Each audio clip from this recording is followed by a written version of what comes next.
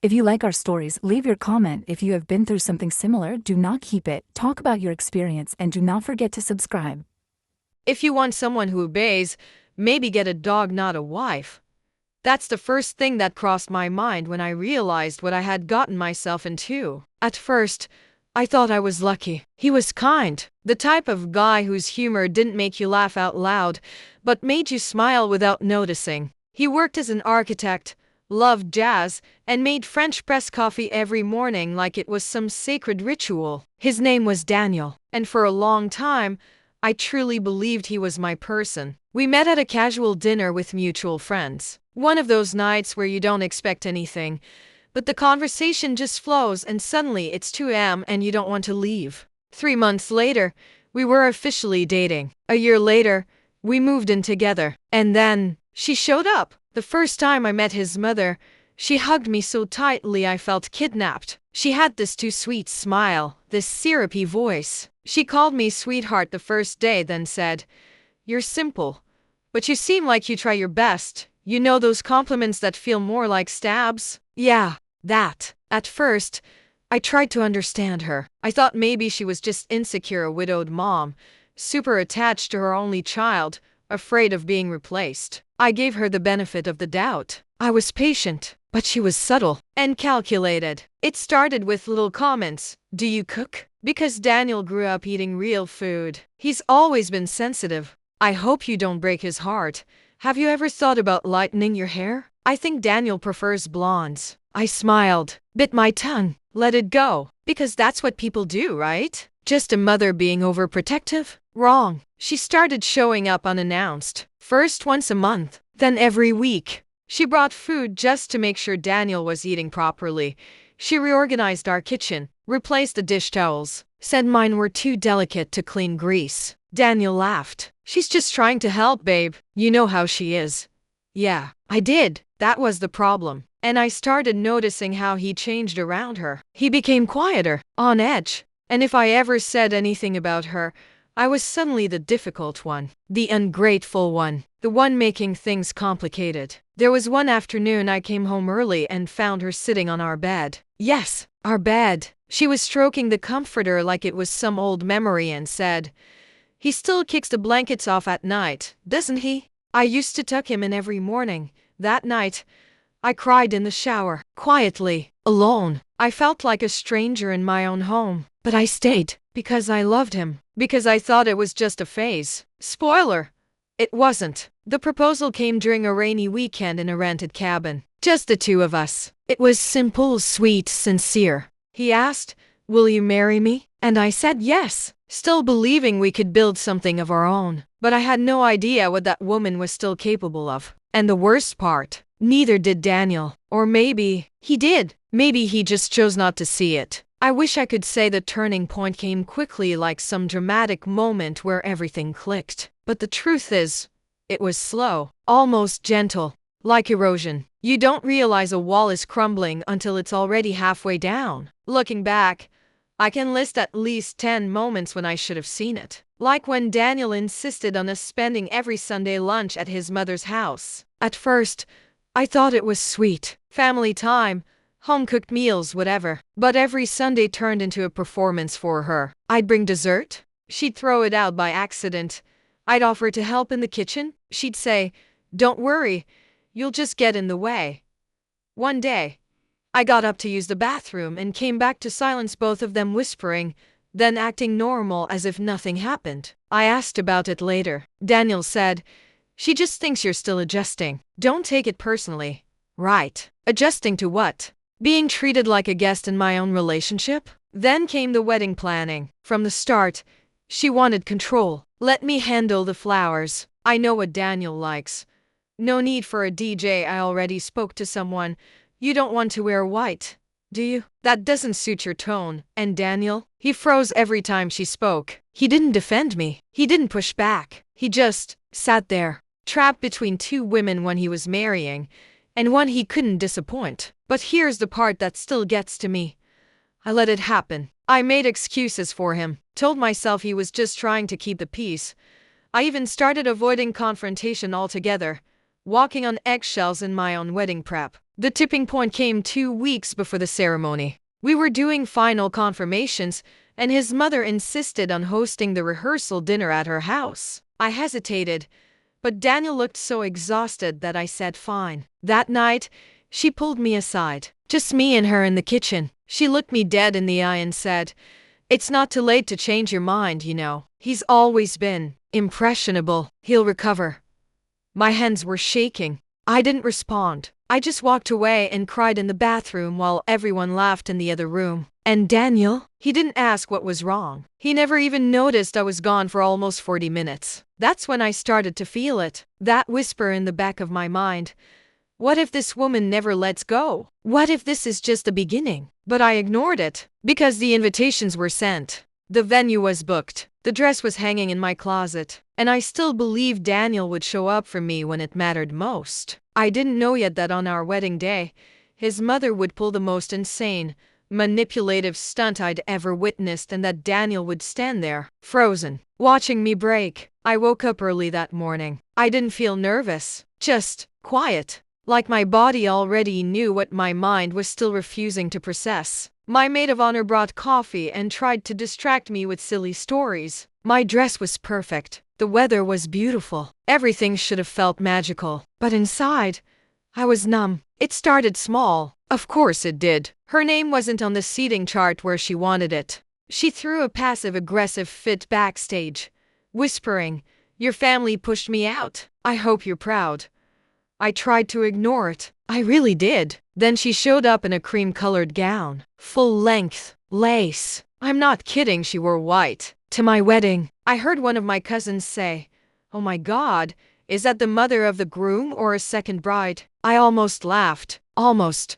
But Daniel, he didn't say a word, not even a whisper of protest. I remember staring at him as we stood behind the doors, seconds before the ceremony began. He looked pale, nervous, almost scared. I thought it was just pre-wedding anxiety. Now I know better. The music started. The doors opened. I walked down the aisle. And halfway through the ceremony, just as the officiant was about to say, "Do you take this woman?" she made a sound, a gasp. Then her hand went to her chest. Then she collapsed. Collapsed. In front of everyone. People screamed. Someone dropped their phone. His aunt rushed over, yelling for an ambulance. And Daniel ran to her side. Not to me. Not to check if I was okay. To her. I stood there frozen, holding flowers, mascara already starting to run. An actual paramedic in the crowd checked her pulse. Said it was normal. She was breathing. Eyes fluttering just enough to look believable if you didn't know her. But I knew her. I knew exactly what this was. She kept whispering, "I can't breathe. Daniel, don't leave me. It's too soon." And he was crying, holding her like she was dying. The officiant asked if I wanted to pause the ceremony. I said nothing, because I saw it. That flicker in her eye when she looked up at me. That tiny, victorious smirk like she had just won. They eventually moved her to the bridal room. Daniel went with her. I sat alone in a chair meant for a bride who never got to say her vows. 30 minutes passed. Then 45. People whispered, avoided my eyes. Someone came over and said, "She's stable now." But Daniel's staying with her for a bit. He's shaken. He didn't come back. Not for the vows. Not for the dinner. Not even to say sorry. And that was the moment I realized he wasn't just under her control. He chose her. Over me. Over us. Over the life we were about to start. And suddenly, I wasn't the bride anymore. I was just another woman who got in the way of a mother who couldn't let go. I didn't cry right away. Not during the ambulance drama. Not when Daniel disappeared into the bridal suite with his mother. Not when guests started awkwardly leaving, one by one, hugging me like I'd just lost a relative instead of a husband. I just sat there, still wearing the dress, still holding the bouquet, frozen. At some point, the venue manager gently tapped my arm and said, "Would you like to go somewhere quieter?" I nodded. I think. They put me in the groom's dressing room. I locked the door, took off my heels, and then I sat on the floor and unraveled. I wasn't just heartbroken. I was humiliated. Publicly. Brutally. with cameras flashing and people whispering and my future literally collapsing in front of me. The one person who was supposed to choose me didn't. And the one who had hated me from the beginning. She got exactly what she wanted. No wedding, no vows, no happily ever after. I scrolled through my phone in a haze. I had over 200 unread messages. Most of them were versions of, "What happened? Are you okay? I can't believe she did that." There was one from Daniel. Just one. "I'm so sorry. She's stable now. Can we talk later?" Later. Not now. Not "I love you." Not "I'm coming." Just later. I don't remember what time I finally got home. I think someone drove me. Maybe my cousin. I remember sitting on the edge of my bed, still in the dress, staring at the ring box, still closed. He had never even opened it. The silence in my apartment was deafening. No music, no laughter, no future. Just me, alone, still trying to make sense of a day that wasn't supposed to end this way. And then something inside me snapped quietly. Not like a scream, not like a breakdown. More like a shift. She stole something from me, and he let her. But she didn't take everything. I still had my name, my voice, my story. And suddenly, I knew exactly what I had to do. I wasn't going to beg. I wasn't going to scream. I wasn't even going to call him. I was going to disappear and let the silence speak for me. I didn't block him. I didn't scream. I didn't even reply to his messages.